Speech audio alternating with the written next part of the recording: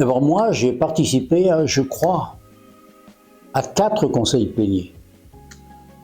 À Manchester, à Drummondtime, à Chaponneau, et puis un autre à Nairobi. Alors, c'est des rencontres très intéressantes. L'intérêt de ces rencontres, c'est qu'on apprend à se connaître. À mon époque, dans la société, les provinces étaient très autonomes. On ne se connaissait pas beaucoup. La province de Lyon vivait dans son coin, la province d'Irlande dans son coin, la province, voilà. Il y avait très peu de relations. Donc le conseil plénier, c'était l'occasion de connaître les autres. Et donc moi, j'ai toujours vécu ça comme un lieu de rencontre internationales, qui m'a permis de découvrir les confrères irlandais, les confrères hollandais, les confrères d'Afrique aussi, quelquefois, etc. C'était le début de... Voilà. Donc c'est ça pour moi qui a été peut-être le plus grand intérêt du conseil plénier. Le deuxième aspect pour moi du conseil plénier, c'est que ça permet de découvrir l'ensemble des problèmes de la société. On n'est pas enfermé dans les lieux de mission de sa province, mais on découvre les lieux de mission des autres provinces. Et il y a de grandes différences dans la manière de faire, dans le style de mission, dans les pays même où l'on travaille. C'est pas du tout la même chose, un pays anglophone, un pays francophone. C'est pas la même chose un pays de l'Afrique de l'Est et un pays de l'Afrique de l'Ouest. Donc c'est vraiment... Donc c'était une ouverture à autre chose.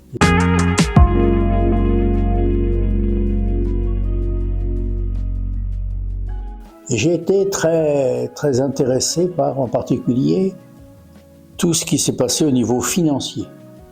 Voilà. Parce que c'est là que j'ai découvert à quoi sert, je dirais, la société. La solidarité financière au niveau de la société. Chacun donne sa part en fonction de ce qu'il est, je dirais, de sa richesse, si on peut employer ce mot-là, disons de ses revenus. Et ça se faisait dans un très grand sérieux. Et nous cherchions à l'époque des solutions pour les situations missionnaires nouvelles. En particulier, c'était l'époque où la Fondation Afrique commençait, etc. Les jeunes qui arrivaient avaient moins de finances peut-être que ceux qui venaient des anciennes provinces, et donc il fallait essayer de partager. Et c'est là qu'on a mis en place un certain nombre de structures pour aider les jeunes arrivants, en particulier au niveau de la première évangélisation. Et je me souviens beaucoup d'une personne qui était à l'époque provinciale d'Irlande, de Père O'Driscoll, m'a beaucoup aidé parce que voilà, il m'a apporté des choses nouvelles que moi je ne connaissais pas et que j'imaginais. Et mon plus beau conseil plénier pour moi, ça a été celui que j'ai vécu à Nairobi.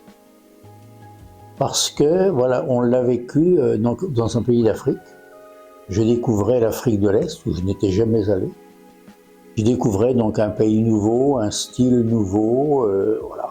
Et puis ce conseil plénier s'est achevé pour nous par une ordination. Bernard Asuka, voilà. Et donc nous sommes allés chez lui à 400-500 km en dehors de Nairobi, sur les bords du lac là-bas. Et c'était intéressant de voir comment les choses se sont passées d'une autre manière que ce que moi je connaissais en Afrique de l'Ouest. Un très bon souvenir aussi, c'est le conseil plénier qui a eu lieu à Chaponneau. C'était, je crois, en 2006. Et on fêtait cette même année-là le 150e anniversaire de Mission africaine. Donc on a vécu le conseil plénier.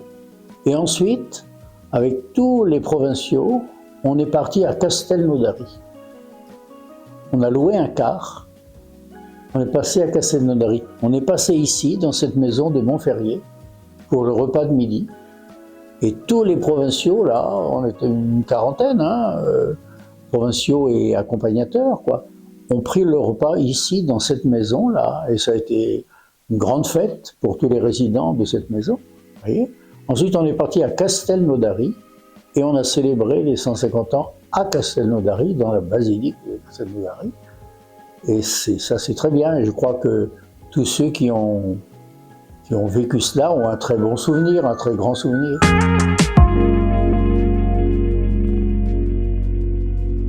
Le regret que j'ai toujours eu, c'est que moi, je ne suis pas anglophone. Et que donc, ça a été un peu difficile pour moi de participer à ces rencontres, parce qu'à l'époque, on traduisait. On traduisait anglais, français, français, anglais, hein, parce que beaucoup d'entre nous n'étaient pas bilingues. Aujourd'hui, cette situation a disparu, puisque les nouvelles générations sont bilingues, et c'est vraiment très bien.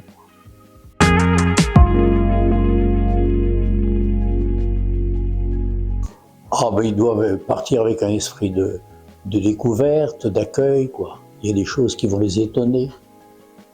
Ben voilà, on n'est pas tous pareils, la mission n'est pas la même partout. Eh bien voilà, il faut aller dans un esprit d'ouverture, quoi. Hein. Et peut-être que fois, ils vont même être, je dirais, peut-être choqués. Hein. Ils peuvent être choqués par certaines choses qu'ils vont entendre, etc. Mais voilà, chacun vit la mission dans la situation où il est. Et voilà. C'est pas pareil, par exemple, d'être missionnaire au Niger, hein, où la communauté chrétienne est toute petite. C'est vraiment minime, mais elle essaie d'exister, la communauté chrétienne. Et puis être missionnaire au sud Bénin, par exemple, où moi j'étais, où là les chrétiens sont en nombre très important. Donc c'est pas du tout le même style de mission. Hein, pas du tout. Et la région dont j'étais le responsable à une certaine époque, c'était la région Bénin-Niger. Hein. Et donc voilà deux situations missionnaires extrêmement importantes, très différentes.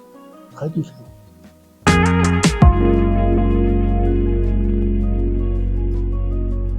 Alors les jeunes aujourd'hui, je pense qu'ils se connaissent beaucoup plus que nous on se connaissait.